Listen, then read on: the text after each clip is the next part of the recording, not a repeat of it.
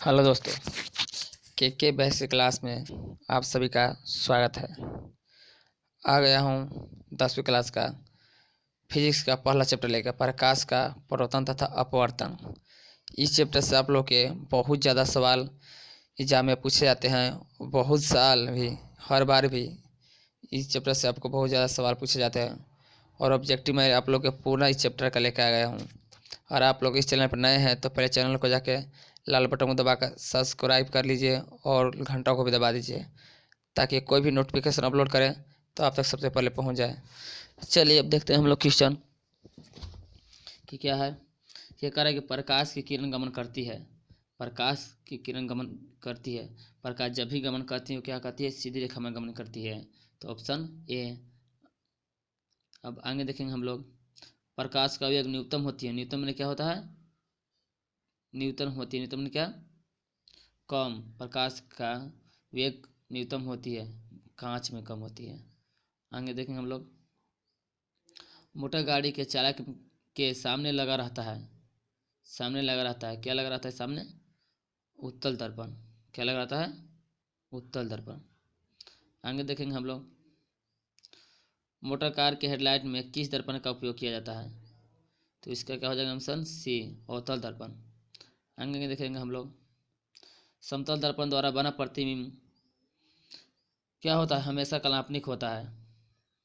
आगे देखेंगे हम लोग। लेंस की क्षमता का ऐसे मात्रक क्या होता है? तो क्या होता है? डायोप्टर। आगे देखेंगे हम लोग।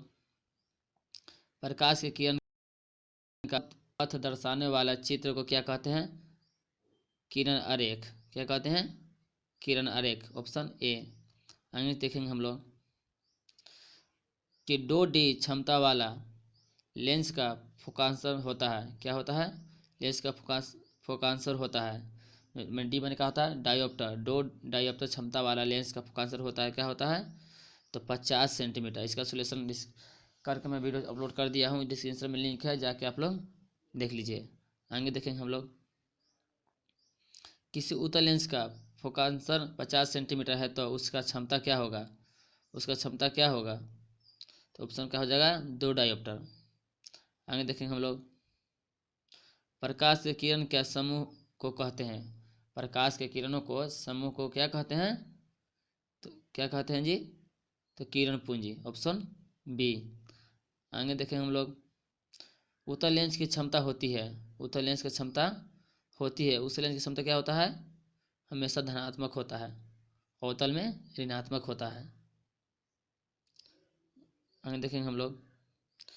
अवतल लेंस का क्षमता होता है, अभी बता दिया मैं आप लोग का कि क्या होता है? ऋणात्मक होता है। क्या होता है? ऋणात्मक होता है। आगे देखेंगे हम लोग।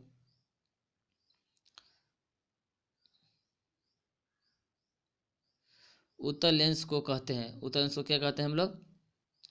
उत्तल लेंस को क्या कहते हैं हम लोग? आभासी लेंस। आगे देखें हम लोग। उत्तल लेंस को क्या कहते हैं? अपसारी लेंस। क्या कहते हैं? अपसारी लेंस। Sorry, option C. निम्न में से कौन सा पदार्थ लेंस बनाने में प्रयोग नहीं किया जाता है? कौन नहीं किया जाता है? तो मिट्टी को प्रयोग नहीं किया जाता है। Option D. आगे देखेंगे हम लोग। किसी दर्पण से हमेशा वस्तु से छोटा प्रतिबिंब प्राप्त होता है। किसी दर्पण किस दर्पण से या किसी दर्पण से क्या होता है? किस दर्पण से हम वस्तु से छोटा प्रतिबिंब प्राप्त होता है? तो हम देखेंगे क्या हो जाएगा? अवतल से। आगे देखेंगे हम लोग।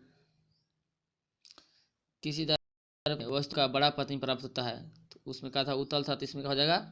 अवतल। Option B. आगे देखेंगे हम लोग। प्रकाश का परावर्तन के कितने नियम होते हैं? तो आप लोग सब जानते होंगे, पढ़े होंगे अच्छे से। तो 2 होता है। आगे देखेंगे हम लोग।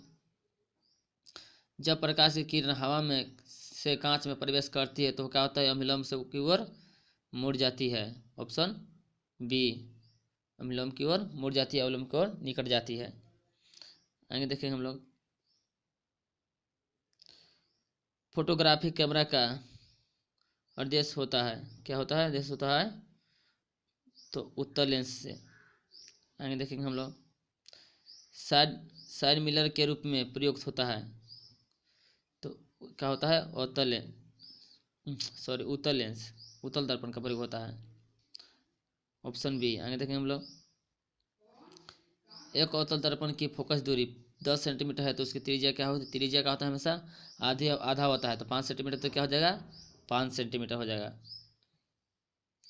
एक दूरी है ना जी, तो त्रिज्या का होता है दुगनी होती है, तो 20 सेंटीमीटर हो जाएगा। आगे देखेंगे हम लोग निर्वात की किरण एक अभिलंब के बीच के कोण को कहते हैं, क्या कहते हैं, कोण को कहते हैं, क्या कहते हैं, परावर्तन कोण कहते हैं। Option B. आगे देखेंगे हम लोग सर्वसुतोदर्शी में किसका उपयोग किया जाता है, सर्वसुतोदर्शी में किसका उपयोग किया जाता है, तो उत्तल लेंस का। आगे देखेंगे हम लोग किस लेंस के द्वारा सिर्फ काल्पनिक प्रतिबिंब बनता है, किस लेंस के द्वारा सिर्फ काल्पनिक प्रतिबिंब बनता है, तो अवतल लेंस में। ठीक। आगे देखेंगे हम लोग प्रकाश के नियम के निरोधित होता है, प्रकाश के किरण प्रकाश के नियम को निरोधित होता है, क्या होता है, निरोधित होता है प्रकाश मतलब अपवर्तन कोण और परावर्तन कोण। आगे देखेंगे हम लोग काल्पनिक प्रतिबिंब होता है, काल्पनिक प्रतिबिंब होता है, क्या होता है, सीधा होता है। आगे देखेंगे हम लोग लेंस में मुख्य फोकस की संख्या कितनी होती है, लेंस में मुख्य फोकस की कितनी संख्या होती है, 2।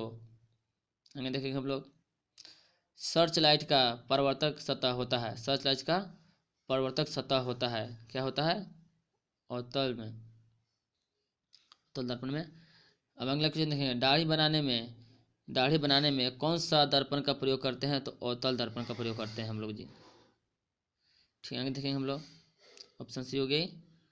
आगे देखें, सॉरी हो गया, इतने क्वेश्चन है आप लोग के 30 में 30 से सवाल आप लोग के कंफर्म है कि 25 पूछे जाएंगे।